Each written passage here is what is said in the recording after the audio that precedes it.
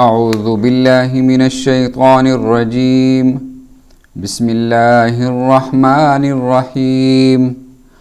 امن خلق السماوات والارض وانزل لكم من السماء ماء فانبتنا به حدائق ذات بهجة ما كان لكم ان تنبتوا شجرها أإله مع الله بل هم قوم يعدلون صدق اللہ العظیم۔ محترم ناظرین کرام، آج ہم 20واں پارہ کے اندر بیان کردہ مضامین کا خلاصہ انشاءاللہ پیش کریں گے۔ 20واں پارہ، اس کی ابتدا ہو رہی ہے سورہ نمل سے، جو کہ 19ویں کے اختتام سے شروع ہوئی تھی، اور اس کے بعد سورہ قصص مکمل ہے، اور اس کے بعد سورہ عنکبوت کے کچھ رکوعات ہیں۔ تو سورہ نمل جب آغاز ہوا اس کا، تو اللہ فرماتے ہیں تلک آیات الکتاب و کتاب مبین، یہ تلک آیات القرآن و کتاب مبین، قرآن کی آیات ہیں اور کتاب مبین کی آیات ہیں۔ یعنی اللہ نے دو نام لیے، یوں کہنا بھی کافی تھا کہ تلک آیات القرآن، اور یوں کہنا بھی کافی تھا کہ تلک آیات الکتاب المبین، لیکن اللہ نے دونوں نام اس لیے لیے کہ اس کے اندر بعض چیزیں تو ایسی ہیں کہ آپ اس کو فقط پڑھیں، اور یہ پڑھنے کی چیز ہے، اور نہ بھی سمجھیں تب بھی آپ کو فائدہ ہوگا، لیکن قرآن کی ایک حقیقت یہ ہے کہ کتاب مبین ہے، اس کو پڑھ کر اور سمجھ کر اس پر عمل کرنا اور اس کو قانون بنانا وہ ضروری ہے۔ یہ کتاب جو ہے، یہ اللہ تعالیٰ کتبہ جب فرماتے ہیں، کوئی حکم دیتے ہیں، جب کوئی چیز فرض کرتے ہیں، کتب علیکم الصیام، کتب علیکم القتال، تو اللہ تعالیٰ جب فرض کرتے ہیں تو اس کے مجموعے کو کتاب کہتے ہیں۔ تو فرمایا یہ صرف خالی پڑھنے کی چیز نہیں ہے، بلکہ اس کو سمجھنے کی چیز ہے، اور اسی کو آگے بیان کرتے ہوئے اللہ پاک رب العزت فرماتے ہیں کہ 4 واقعات کی طرف توجہ دلاتے ہیں، اور وہ 4 واقعات کون سے ہیں؟ ان میں سب سے پہلے جو ہے حضرت موسیٰ کا اور فرعون کا ذکر کیا، کہ میں نے حضرت موسیٰ کو اور ان کے ساتھ جو تھے ان کو بچا لیا اور فرعون کو غرق کیا۔ پھر حضرت سلیمان کا ذکر کیا، حضرت سلیمان کو اللہ تعالیٰ نے غلبہ دیا، اور ان کے مقابلے کے اندر جو ملکہ بلقیس تھی وہ انہوں نے ایمان قبول کر لیا۔ اور پھر حضرت صالح کا ذکر کیا کہ حضرت صالح کو بچا لیا، اور حضرت صالح کے جو مخالف تھے، وہ جو ان کو شہید کرنا چاہتے تھے، ان کو اللہ پاک نے تباہ کر دیا۔ اور پھر حضرت لوط کا ذکر کیا کہ ان کو بچا لیا، اور وہ جو بدکاری پر آمادہ تھے، ان کے مخالف تھے، ان کو تباہ کر دیا۔ یہ 4 واقعات اللہ پاک سنانے کے بعد اس 19ویں پارے کی آخری آیت میں فرماتے ہیں قُلِ الْحَمْدُ لِلَّهِ وَسَلَامٌ عَلَىٰ عِبَادِهِ الَّذِينَ اصْطَفَىٰ۔ پھر جان لیجئے، اگر یہ تمام 4 واقعات تم نے پڑھ لیے ہیں تو پھر کہہ دیجئے الحمدللہ کہ تمام تعریفیں اکیلے اللہ کے لیے ہیں، وسلام علی عبادہ الذین اصطفیٰ، اور سلامتی اللہ کے ان بندوں کے حصے میں آتی ہے، وسلام علی عبادہ الذین اصطفیٰ، جن کو اللہ چن لیتا ہے، جو اللہ کے منتخب کردہ ہو جاتے ہیں، جن کو اللہ ایمان کے لیے چن لیتا ہے، جن کو اللہ استقامت دیتا ہے، اللہ تعالیٰ ان کو پھر سلامتی بھی عطا کرتا ہے۔ اللہ خیر اما یشرکون، تو کیا پھر اللہ الہ ٹھیک ہے یا جن کو شریک کیا جاتا ہے؟ اس کے بعد یہاں پر شروع ہوتا ہے امن خلق السماوات والارض، کہ کون ہے زمین و آسمان میں جو تخلیق کر سکتا ہے، جو پیدا کرنے والا ہے، وَأَنزَلَ لَكُم مِّنَ السَّمَاءِ مَاءً، اور جو آسمانوں سے پانی اتارتا ہے، پھر ان سے فَأَنبَتْنَا بِهِ حَدَائِقَ ذَاتَ بَهْجَةٍ، آپ کے وہ باغات تیار کرتا ہے جن کو آپ باڑ لگا کر محفوظ کرتے ہیں، ان سے دل لبھاتے ہیں، یہ بڑے آپ کو پیارے ہیں، لیکن ان کو پیدا کرنے والا کون ہے؟ اللہ فرماتے ہیں کہ پوری انسانیت جمع ہو جائے ایک درخت نہیں اگا سکتے۔ مَا كَانَ لَكُمْ أَن تُنبِتُوا شَجَرَهَا، ایک درخت تمام کے تمام انسان جمع ہو جائیں نہیں لگا سکتے۔ یہاں پر اللہ پاک کا انداز سوالیہ ہے اور اللہ الہ کے معنی سمجھا رہے ہیں۔ اے الہ مع اللہ، کیا یہ کام کرنے والا کوئی الہ ہے؟ یہ زمین کو کس نے قرار بخش دیا ہے؟ یہ زمین جو ہے یہ اتنی قسم کی حرکات کرتی ہے، اتنی سپیڈ سے یہ سورج کے ارد گرد گھومتی بھی ہے، اپنے محور کے ارد گرد بھی گھومتی ہے، اور موسموں کے لیے اور دن کے بڑا چھوٹے کرنے کے لیے یہ ٹویلٹ بھی ہوتی ہے۔ اس کے باوجود امن جعل الارض قرارا، اس کو قرار کس نے بخش دیا ہے کہ آپ ٹیبل پر ایک بھرا ہوا پانی کا گلاس رکھتے ہیں تو وہ الٹتا بھی نہیں ہے، پانی گرتا بھی نہیں ہے، زمین کی حرکت بھی جاری رہتی ہے۔ اور اللہ فرماتے ہیں صرف یہی نہیں، اس زمین کے اندر میں نے اور بھی بڑے خاصیتیں رکھی ہیں۔ وجعل خلالها انہارا، اس کی یہ جو کش ثقل ہے جس کی وجہ سے قرار دیا ہے، لیکن اللہ فرماتے ہیں کہ جب اس کے اندر پانی کو چلنا ہوتا ہے تو وہ چلتا بھی ہے، اس پر وہ کش ثقل جو ہے اس کی وجہ سے وہ جام نہیں ہو جاتا۔ وجعل خلالها انہارا وجعل لها رواسي وجعل بین البحرین حاجزا، اس کے اندر بڑے بڑے پہاڑ رکھ دیے ہیں اور پھر دو پانیوں کے درمیان نظر نہ آنے والا پردہ رکھ دیا ہے، دونوں ایک دوسرے کے اندر مکس نہیں ہو سکتے۔ اے الہ مع اللہ، کیا اللہ کے علاوہ کوئی معبود ہے؟ اور پھر اللہ فرماتے ہیں کہ بے قرار کی آواز میرے علاوہ کوئی کیا سننے والا ہے؟ کیا تمہیں ظلمات کے اندر راستے دکھانے والا کوئی اور ہے؟ کیا اللہ پہلی دفعہ پیدا من یبدأ الخلق، پہلی دفعہ کوئی پیدا کرنے والا اور پھر اس کا اعادہ کرنے والا کیا کوئی اور ہے؟ یہ تمام اللہ اپنی نشانیاں یہاں پر بتاتے ہیں، اور پھر بتاتے بتاتے جب اس سورہ کے آخر کے اندر اللہ رب العزت آتے ہیں تو اللہ پاک ارشاد فرماتے ہیں وَقُلِ الْحَمْدُ لِلَّهِ سَيُرِيكُمْ آيَاتِهِ فَتَعْرِفُونَهَا وَمَا رَبُّكَ بِغَافِلٍ عَمَّا تَعْمَلُونَ، تو پھر کہہ دیجئے وہی بات جو شروع کے اندر کہی ہے کہ الحمدللہ، یہ تمام تعریفیں اللہ کے لیے ہیں، تمام تعریفیں اللہ تعالیٰ کے لیے ہیں۔ وَقُلِ الْحَمْدُ لِلَّهِ سَيُرِيكُمْ آيَاتِهِ فَتَعْرِفُونَهَا وَمَا رَبُّكَ بِغَافِلٍ عَمَّا تَعْمَلُونَ، اور آپ کا رب جو ہے آپ کے اعمال سے غافل نہیں ہے۔ اس کے بعد سورہ قصص شروع ہو رہی ہے۔ سورہ قصص بھی مکی سورہ ہے، اور اس کے آغاز کے اندر اللہ رب العزت فرماتے ہیں طاسین میم تلک آیات الکتاب المبین نتلو علیک من نبأ موسیٰ وفرعون بالحق لقوم یؤمنون۔ اس کے اندر حضرت موسیٰ علیہ السلام کے اللہ تعالیٰ نے وہ واقعات اور وہ حالات بیان کیے ہیں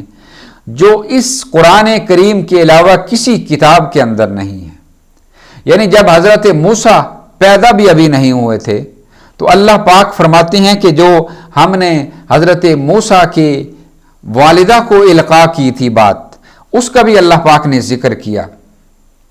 اور یہ ایسے واقعات ہیں حضرت موسیٰ کے بچپن کے اور پیدائش کے کہ جو تورات کے اندر بھی نہیں ہیں۔ اس لیے کہ جب اللہ تعالیٰ نے تورات عطا کی ہے خود حضرت موسیٰ کو، تو حضرت موسیٰ اپنے بنی اسرائیل کو مصر سے نکال کر لا چکے تھے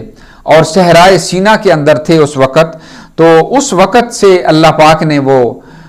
چونکہ خود موجود تھے، بنی اسرائیل موجود تھی، تو ان کے پیدائش کے حالات جو تھے وہ لوگ جانتے تھے اس وقت کے، تو اللہ نے تورات میں بھی یہ نہیں نازل کیے، لیکن یہاں پر اللہ نے اس چیز کو دلیل بنایا ہے۔ اور دلیل کس چیز کا بنایا؟ فرمایا نتلو علیک من نبأ موسیٰ، اے پیغمبر صلی اللہ علیہ وسلم، نتلو علیک، ہم یہ آپ پر تلاوت کر رہے ہیں، یعنی یہ اس بات کی دلیل ہے کہ یہ آپ کے پاس پہلے حالات نہیں ہیں۔ بنی اسرائیل میں سے جو مدینہ کے اندر قبائل بیٹھے ہوئے ہیں یہود کے، ان کے پاس یہ حالات نہیں ہیں، بلکہ آپ ہمارے رسول ہیں اور آپ صلی اللہ علیہ وسلم کی رسالت کی اللہ اس کو دلیل بنا رہے ہیں۔ نتلو علیک من نبأ موسیٰ وفرعون بالحق لقوم یؤمنون، ایسے قوم کے لیے، ایسے لوگوں کے لیے یہ حالات ہیں جو ایمان لانا چاہتے ہوں، جو اس کے باوجود بھی ایمان نہ لائیں، اس کا مطلب یہ ہے کہ وہ جان بوجھ کر جہنم میں جائیں گے اور آپ ان کے ذمہ دار نہیں ہوں گے۔ اللہ فرماتے ہیں کہ جب حضرت موسیٰ کی پیدائش ہونے والی تھی تو اس وقت فرعون کی طرف سے ایک قانون تھا، اور وہ کیا قانون تھا کہ بنی اسرائیل میں سے ایک بچہ پیدا ہونے والا ہے۔ ایک بشارت دی گئی تھی کہ بچہ پیدا ہونے والا ہے جو فرعون کی حکومت کا تختہ الٹ دے گا۔ تو فرعون نے یہ حکم جاری کیا تھا کہ بنی اسرائیل کے یہ 6 لاکھ کی آبادی ہے، اس پوری آبادی میں اگر کوئی بھی بچہ پیدا ہوگا تو اس کو قتل کر دیا جائے گا، بچی پیدا ہوگی تو اس کو زندہ رکھا جائے گا۔ تو یہ ایک قانون اس نے نافذ کر دیا۔ تو اللہ فرماتے ہیں حضرت موسیٰ کی والدہ پریشان تھی کہ میرا بچہ پیدا ہونے والا ہے، ابھی کچھ دیر بعد آئیں گے، وہ جو بچہ پیدا ہوگا تو کارندے آئیں گے، فرعون کے حکومتی کارندے آئیں گے اور اس کو آ کر قتل کر دیں گے۔ وَأَوْحَيْنَا إِلَىٰ أُمِّ مُوسَىٰ، توجہ کیجیے اب اللہ کی بات۔ اللہ فرماتے ہیں ہم نے موسیٰ کی والدہ کو القاء کیا اس کے دل کے اندر۔ وَأَوْحَيْنَا إِلَىٰ أُمِّ مُوسَىٰ أَنْ أَرْضِعِيهِ فَإِذَا خِفْتِ عَلَيْهِ فَأَلْقِيهِ فِي الْيَمِّ وَلَا تَخَافِي وَلَا تَحْزَنِي إِنَّا رَادُّوهُ إِلَيْكِ وَجَاعِلُوهُ مِنَ الْمُرْسَلِينَ، اے موسیٰ کی اماں پریشان نہ ہو۔ وَأَوْحَيْنَا إِلَىٰ أُمِّ مُوسَىٰ أَنْ أَرْضِعِيهِ، اس کو دودھ پلاتی رہ، دودھ پلا دے تو۔ فَإِذَا خِفْتِ عَلَيْهِ، اپنے پاس اپنی گود میں رکھ کر دودھ پلاتی رہ اس کو، لیکن اگر پریشان ہو جاؤ نا زیادہ، فَإِذَا خِفْتِ عَلَيْهِ، اس کے بارے میں خوف زدہ ہو جاؤ کہ اس کو قتل کر دیا جائے گا، فَإِذَا خِفْتِ عَلَيْهِ فَأَلْقِيهِ فِي الْيَمِّ، تو اس کو دریا میں ڈال دینا۔ بڑی عجیب بات ہے، گود میں رکھ کر اس کو دودھ پلاتی رہے، یہ ہمارا حکم ہے، لیکن جب تمہارے دل کے اندر وہ خوف زیادہ ہو جائے کہ ابھی فرعون کے کارندے آ جائیں تو کیا کرنا؟ فَأَلْقِيهِ فِي الْيَمِّ، تو میرے حکم پر، اللہ کہہ رہے ہیں میرے حکم پر اس کو دریا میں ڈال دینا۔ وَلَا تَخَافِي وَلَا تَحْزَنِي، پہلے تو فرمایا فَإِذَا خِفْتِ عَلَيْهِ، تمہیں خوف ہوگا، جب تمہاری گود کے اندر ہوگا تو تمہیں خوف ہوگا، لیکن جب تم دریا میں ڈال دینا پھر وَلَا تَخَافِي وَلَا تَحْزَنِي، پھر نہ خوف کرنا نہ غم کرنا اس کا۔ کیوں؟ اللہ فرماتے ہیں یہ میرے حکم پر ڈالا ہے، میرے حوالے کیا ہے۔ وَلَا تَخَافِي وَلَا تَحْزَنِي، اور اگلی بات بھی سن لے، إِنَّا رَادُّوهُ إِلَيْكِ، ہم اس کو تیرے پاس لوٹائیں گے، تجھے یہ وہاں جا کر نہیں لینا پڑے گا اپنا بچہ۔ إِنَّا رَادُّوهُ إِلَيْكِ وَجَاعِلُوهُ مِنَ الْمُرْسَلِينَ، ہم اس کو واپس تیرے پاس بھی لائیں گے، اور یہ بات بھی سن لے کہ یہ جب بڑا ہوگا تو اس کو اپنا رسول بھی بنائیں گے۔ وَجَاعِلُوهُ مِنَ الْمُرْسَلِينَ، تو فَالْتَقَطَهُ آلُ فِرْعَوْنَ، حضرت موسیٰ کی والدہ نے اسی طرح کیا، لکڑی کا صندوق ایک بنایا، اس کے اندر نیچے کپڑا بچھایا، حضرت موسیٰ کو لٹایا اور پھر جا کر دریا کے اندر رکھ دیا۔ وہ دریا کے اندر بہتا ہوا آگے آیا تو وہ جو فرعون کے اہل تھے، ملکہ جو تھی فرعون کی، حضرت آسیہ جو بعد کے اندر ایمان لائیں حضرت موسیٰ پر، تو انہوں نے لاوارث سمجھ کر اٹھا لیا۔ فَالْتَقَطَ،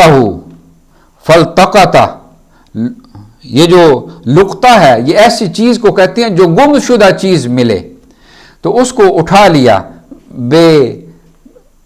لاوارث سمجھ کر کہ اس کا کوئی وارث ہی نہیں ہے، اٹھا لیا۔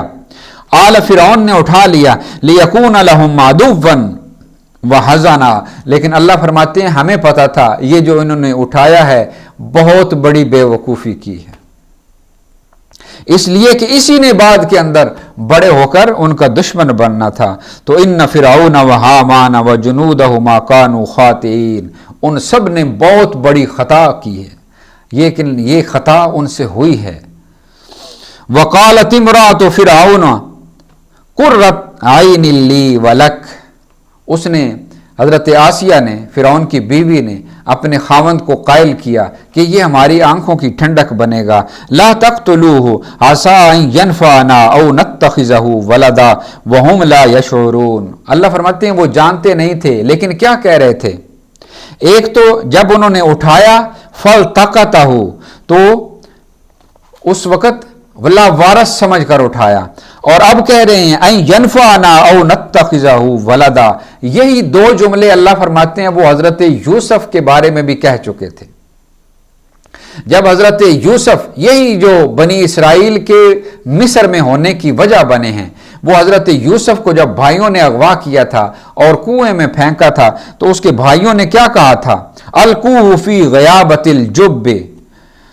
यल्तक़ितहु बाज़ अस्सय्यारा यल्तक़ितहु। यही लावारस समझकर कोई गुमशुदा चीज़ उठा लेगा, जिस तरह इसी तरह इस बच्चे को भी कोई उठा लेगा। और जब वो अजीज़ मिस्र खरीद कर घर लेकर गया, तो उसने भी यही जुमला बोला अन यनफ़अना औ नत्तख़िज़हु वलदा, कि ये हमें या तो नफ़ा देगा या हम इसको बेटा ही बना लेंगे। अल्लाह फरमाते हैं बिल्कुल यही दो जुमले हज़रत मूसा के बारे में मैंने इन्हीं मिस्रियों से कहलवाए। वहुम ला यशऊरून, लेकिन उनको शऊर नहीं था। तो ये यहाँ पर अल्लाह पाक ने ये बयान फरमाए हैं, ये वाक़यात हज़रत मूसा के वो बचपन के हालात इसके अंदर बयान फरमाए हैं। और फिर आखिर में जब इसी सूरह मुबारका का आखिर है, तो अल्लाह रब्बुल इज़्ज़त यहाँ पर क्या इरशाद फरमाते हैं, फरमाया तिल्क दारुल आखिरा। ये जान लीजिए, ये हालात जानने के बाद अब फ़िरौन भी नहीं रहा, और उसके मुकाबले के अंदर अल्लाह ताला ने हज़रत मूसा को कामयाब करार दिया, और हज़रत मूसा बनी इसराइल को लेकर निकल आए। तो अल्लाह फरमाते हैं कि ये जो दुनिया का दौर है, तिल्क दारुल आखिरतु नजअलुहा लिल्लज़ीना ला युरीदूना उलुव्वन फिल अर्दि वला फसादा। दुनिया की ज़िंदगी के अंदर जो फसाद नहीं करते, जो गुलुव नहीं करते और हिदायत को कबूल कर लेते हैं, तिल्क दारुल आखिरतु नजअलुहा, आखिरत का घर उन्हीं लोगों का होता है। वो आखिरत वाला घर तो हम उन लोगों के लिए मखसूस कर देते हैं। नजअलुहा लिल्लज़ीना ला युरीदूना उलुव्वन, जो न ज़मीन के अंदर तकब्बुर करते हैं, उलुव करते हैं, और न ही फिल अर्द फसाद करते हैं, ज़मीन के अंदर फसाद भी नहीं बपा करते, बल्कि जो अल्लाह ताला के कवानीन हैं उनके मुताबिक अपनी ये ज़िंदगी गुजारते हैं। यहाँ पर तकब्बुर नहीं करते, अल्लाह के सामने गोया अपना कानून नाफिज करना और अपने आप को बादशाह कहलाना और एक इंसान को दूसरे इंसान का गुलाम बनने पर मजबूर करना, ये अल्लाह ताला के नज़दीक इस ज़मीन का सबसे बड़ा फसाद भी है और सबसे बड़ा ऐब भी है। तो अल्लाह फरमाते हैं ये दो ऐब, ये तकब्बर और फसाद वाला ऐब जिसके अंदर होता है, आखरत का घर उसका नहीं है। वला आकिबतु लिल मुत्तकीन, आखरत का घर तो मैंने मुत्तकीन के लिए रखा है। मन जा बिल हसनति फलहु खैरुम मिनहा, आखरत के अंदर जो मेरे पास नेकी लेकर आएगा, फलहु खैरुम मिनहा, उसके बारे में तो कानून ये है मेरा कि मैं उसको बढ़ा चढ़ा कर बदला दूंगा। वमन जा बिस्सय्यति, और जो मेरे पास बुराई लेकर आएगा, गुनाह लेकर आएगा, फला युजज़ल लज़ीना आमिलुस्सय्याति इल्ला मा कानू यामलून, तो मैं उन लोगों का गुनाह उठाकर किसी और का इसको नहीं दे दूंगा, बल्कि इसके पास सिर्फ जो बुराई होगी वो ही इसके पास रहेगी। इसको दूसरे मकाम पर भी अल्लाह ताला ने फरमाया है, मन जा बिल हसनाति फलहु अशरु अमसालुहा व मन जा बिस्सय्यति फला युजज़ा इल्ला मिसलु, कि मेरे पास जो सवाब का काम लेकर, नेकी लेकर आता है, मैं 10 गुना कर देता हूं, लेकिन अगर कोई बुराई लेकर आता है तो मैं उसको इतना ही रखता हूं जितनी वो है। तो अल्लाह पाक ने यहां पर फरमाया, इन्नल्लज़ी फरदा अलैकल कुरआना लराद्दुका इला मआद। तवज्जो कीजिए, अल्लाह फरमाते हैं जिस तरह उम्मे मूसा को मैंने उसका बेटा लौटाया था, ऐ प्यारे हबीब सल्लल्लाहु अलैहि वसल्लम, یہ وہ سورہ ہے جب آپ صلی اللہ علیہ وسلم ہجرت کی تیاری کر رہے تھے مدینہ کی طرف اور مکہ کو چھوڑ رہے تھے، اور مکہ کو چھوڑنا آپ کے دل پر گزند پہنچا رہا تھا، تکلیف پہنچا رہا تھا۔ تو اللہ تعالیٰ فرماتی ہیں ان الذی فرض علیک القرآن، وہ ذات جس نے آپ پر یہ قرآن فرض کیا ہے، جس کی وجہ سے آپ کو یہ تکالیف مل رہی ہیں، جس کی وجہ سے آپ کو یہ گھر اور بستی چھوڑنا پڑ رہی ہے، ان الذی فرض علیک القرآن لرادک الی معاد، اس کا وعدہ ہے آپ کو بھی واپس لائے گا، آپ کو یہ فاتح مکہ بن کر آپ کو یہاں دوبارہ لائے گا، فاتح مکہ بنا کر لائے گا۔ قل ربی اعلم من جاء بالہدی ومن هو فی ضلال مبین، تو کہہ دیجئے ربی، میرا رب اس سے بھی بہت خوب واقف ہے جو ہدایت لے کر آیا، جس نے ہدایت کو قبول کر لیا، ومن هو فی ضلال مبین، اور جو کھلی گمراہی کے اندر چلا گیا اس سے بھی اللہ پاک خوب واقف ہے۔ اور یہاں پر اس سورہ مبارکہ کا اختتام ہو رہا ہے اس بات کی دوبارہ اللہ پاک یاد دہانی کراتے ہوئے کہ یہ جو دنیا کی زندگی ہے، یہ جو زمین ہے، اس کو ہم نے تباہ کرنا ہے، یہ دنیا ہمیشہ رہنے کے لیے نہیں ہے۔ فرمایا وَلَا تَدْعُ مَعَ اللَّهِ إِلَٰهًا آخر، تو اللہ کے علاوہ کسی الہ کو مت پکاریے، وَلَا تَدْعُ، پکاریے، دعا یدعو، پکارنا، وَلَا تَدْعُ مَعَ اللَّهِ إِلَٰهًا آخر، اللہ کے ساتھ کسی اور معبود کو مت پکاریے، لا الہ الا ہو، کل شیء ہالک الا وجہہ، اس دنیا کے اندر قانون یہ ہے کہ اللہ کے علاوہ سب کو یہاں پر فنا ہے، سب کو یہاں پر اللہ پاک نے موت دینی ہے، کل شیء ہالک الا وجہہ۔ ویسے تو آخرت کے اندر، حشر کے اندر انسان بھی ابدی ہے، انسان کو وہاں پر فنا نہیں ہے، لیکن فرمایا دنیا کے اندر فنا ہے، کل شیء ہالک الا وجہہ لہ الحکم وإلیہ ترجعون، تو حکم بھی اسی کا چلنا چاہیے، حکومت بھی اسی کی ہونی چاہیے۔ یہ جو حلال اور حرام کے فیصلے ہیں، جائز اور ناجائز کے فیصلے ہیں، حکومت کے فیصلے ہیں، یہ اللہ فرماتی ہیں میرے ہونے چاہیے، وإلیہ ترجعون، اور تم سب کو اسی کی طرف لوٹ کر جانا ہے۔ اس کے بعد سورہ عنکبوت شروع ہو رہی ہے۔ سورہ عنکبوت کی پہلی آیت میں اللہ فرماتے ہیں الف لام میم احسب الناس ان یترکوا ان یقولوا آمنا وهم لا یفتنون، کہ انسان نے کیا سمجھ لیا ہے۔ یہ سورہ عنکبوت جو ہے یہ 5ویں یا 6 نبوی سال کی سورہ ہے، یعنی تقریباً مڈ تھا مکی دور کا۔ تو یہ وہ دور تھا کہ رسول اللہ صلی اللہ علیہ وسلم کے جو ماننے والے ہیں، صحابہ کرام ہیں، ان پر تکالیف اپنے عروج پر تھیں۔ ان میں بعض تو ایسے تھے کہ جو غلام تھے، جن میں حضرت بلال تھے، امیہ بن خلف کے غلام تھے، یاسر تھے، یہ یمن سے آئے تھے، اور یہ ابو جہل کے چچا نے ان کو پناہ دی ہوئی تھی مکہ کے اندر، جن کی بعد میں شادی ہوئی حضرت سمیہ سے، اور ان کے عمار بیٹے بھی ہیں۔ اس خاندان پر بھی بہت ظلم ہوئے، حضرت خباب پر بہت ظلم ہوئے۔ تو یہ وہ افراد ہیں جن پر جو ستائے جاتے تھے۔ حضرت خباب یہ لوہار کا کام کرتے تھے، تو ان کے پاس جب وہ آتے تھے مشرکین مکہ، تو انہی کی بٹھے کے کوئلے جو ہیں وہ نکال کر اس پر ان کو لٹا دیا جاتا تھا۔ تو بہت انہوں نے تکلیفیں برداشت کی، لیکن یہاں پر اللہ پاک ان کو چیلنج کرتے ہوئے فرماتے ہیں احسب الناس ان یترکوا ان یقولوا آمنا، کیا